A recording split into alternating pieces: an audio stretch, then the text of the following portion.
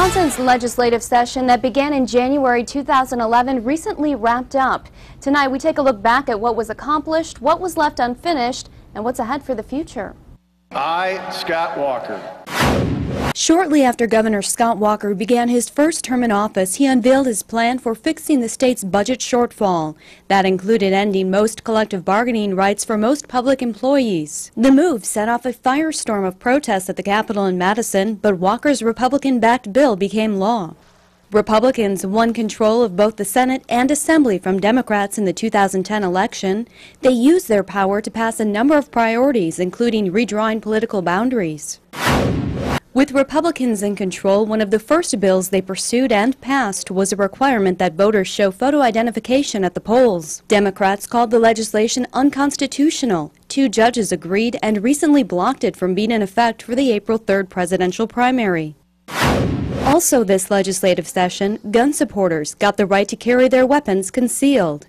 The new law proved hugely popular as the Justice Department was flooded with tens of thousands of permit applications. On the hunting front, not only was the despised Earn a Buck program eliminated, a new wolf hunt won approval. Meanwhile, lawmakers failed to pass mining legislation this session, prompting a Florida-based mining company to give up on its plans to dig an iron mine south of Lake Superior. Senate Republicans came up short in support of the bill aimed to create jobs, with one Republican senator siding with Democrats. Another issue that hit a roadblock, unable to strike a deal or find the money, the legislature adjourned without reaching a deal to bolster venture capital funding.